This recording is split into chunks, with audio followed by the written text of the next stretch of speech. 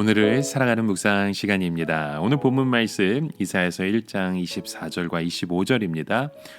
그러므로 주 만군의 여호와 이스라엘의 정능자가 말씀하시되 슬프다 내가 장차 내 대적에게 보응하여 내 마음을 편케 하였고 내 원수에게 보수하겠으며 내가 또 나의 손을 내게 돌려 너의 찢기를 온전히 청결하여 버리며 너의 혼잣물을 다 제하여 버리고.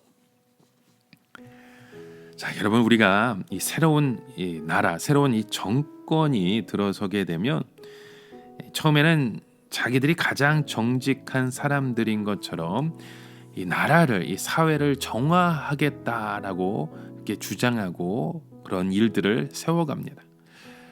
근데 세월이 지나고 나 보면 또 그들의 삶 가운데 많은 부정이 저질러 있었담을 우린 또 보게 되죠.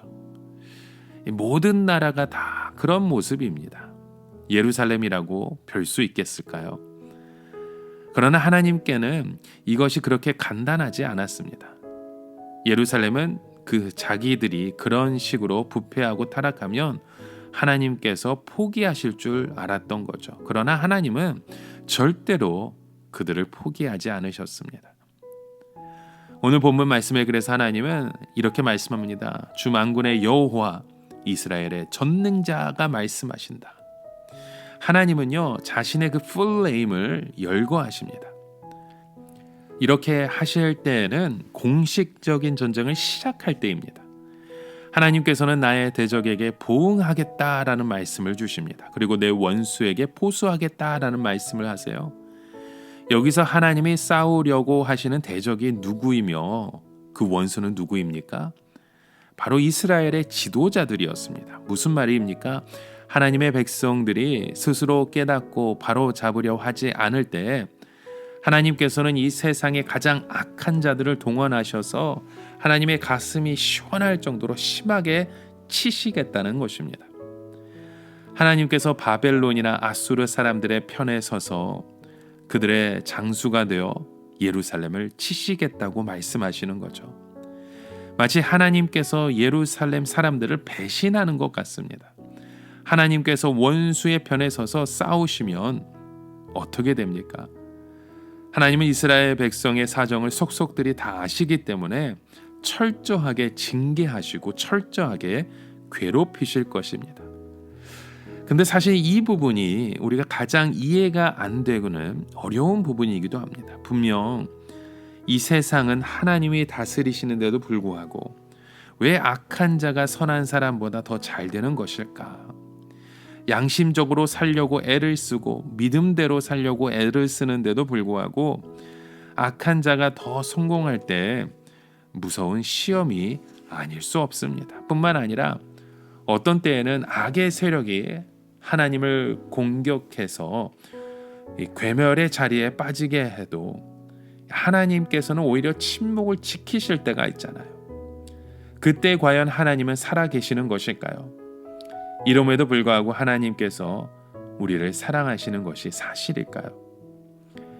이런 억울한 일에도 불구하고 여전히 하나님을 믿어야 되고 하나님을 기다려야 하는지 우리 가운데 그런 의심이 생길 때가 있습니다.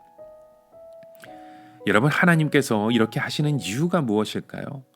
우리는 악의 실체를 보기 전까지는 나 자신의 모습을 정확하게 보지 못합니다.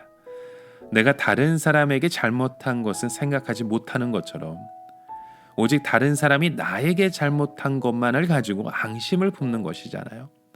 그런데 악이 나에게 행하는 그 교만하고 무지막지한 모습을 보면서 바로 저것이 나의 모습일 수도 있다는 것을 알게 됩니다. 예루살렘 사람들은 가난한 자들을 돌아보지 아니하였습니다. 조금만 빚을 늦게 갚으면 땅을 몰수하고 아이들을 노예로 팔아버렸죠. 그런데 이방인들이 쳐들어와서 조금도 사정을 봐주지 않고 양식과 재산을 다 빼앗아가며 아이들을 노예로 파는 것을 볼 때 내 안에도 저런 모습이 있었다는 것을 깨닫게 되는 겁니다. 여러분, 우리는 자기 안에 있는 죄를 미화시키고 변명하려고 할 때가 참 많습니다. 그러나 전혀 하나님을 두려워하지 않고 불법을 자행하는 자들을 보았을 때 이 죄에는 중간지대라는 것이 없구나 하는 것을 알게 되는 거죠. 완전히 하나님을 사랑하든지 아니면 죄를 짓든지 둘 중에 하나이지 그 중간은 존재하지 않는다는 것을 깨닫고 이 죄를 철저하게 미워해야 합니다. 그래서 하나님께서는 이스라엘 백성들로 하여금 이런 악의 세력들 앞에 자신들이 철저하게 무력한 것을 깨닫고 부르짖으며 기도하게 하시는 겁니다. 아무것도 모를 때에는 나의 힘으로 해결하려고 덤벼보지만 너무나도 엄청난 적의 손에 떨어지면 어떻게 됩니까? 오직 하나님의 긍휼을 간구하는 수밖에 없습니다. 여러분, 우리는 하나님께 부르짖어야 됩니다. 하나님 앞에서 어린아이가 될 수 있는 사람이 가장 정직한 사람인 것입니다. 우리의 힘으로 어떻게 이 세상을 이길 수 있습니까? 하나님께서 도와주셔야 합니다. 그리고 이런 경험을 한번 해본 사람들은 이 세상에서 잘 되는 것이 중요한 것이 아니라 하나님을 잃지 않는 것이 중요하다는 것을 깨닫게 되는 것입니다. 이 세상의 모든 것을 다 가져도 하나님을 잃으면 우리의 끝은 멸망뿐인 것입니다. 여러분, 이 세상에서 교만한 자가 잘 되는 것이나 죄의 방법으로 형통한 것은 너무나도 무서운 유혹입니다. 왜냐하면 그렇게 되면 그것을 그대로 따라가지 않는 사람은 아무도 없게 되는 거죠.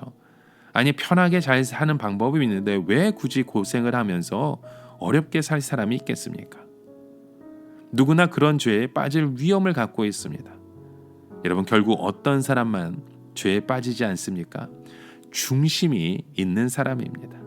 나는 어떤 일이 있어도 나의 그 순결을 버리지 않겠다. 비록 이 세상의 실패자요 낙오자로 낙인 찍힌다 할지라도 그 죄악됨을 내가 이루지 않겠다는, 나의 모든 것을 다 잃어도 그 믿음 하나는 지키겠다고 마음을 결심하는 사람만이 남게 되는 것입니다. 여러분, 오늘 우리의 삶을 통해서 다시금 이 세상의 그 찌꺼기들의 우리의 삶에 우리의 손이 더럽혀지는 것이 아니라 온전히 청결하고 우리의 삶을 온전히 순결하게 내어드리는 저와 여러분의 믿음의 고백이 일어나게 주님의 이름으로 간절히 축원합니다. 함께 기도합니다. 하나님 아버지, 그런 믿음의 고백을 가지고 주님 앞에 나아옵니다. 변명하는 자가 아닌 이제는 오직 하나님만을 두려워하며 하나님만 바라볼 수 있는 믿음의 삶의 자녀되게 하여 주시옵소서. 우리의 삶의 중심을 잡게 하여 주시옵소서. 세상에 치우치는 인생이 아니라 오직 하나님 앞에 중심 잡는 믿음의 일꾼 되게 하여 주시옵소서. 예수님의 이름으로 기도드립니다. 아멘.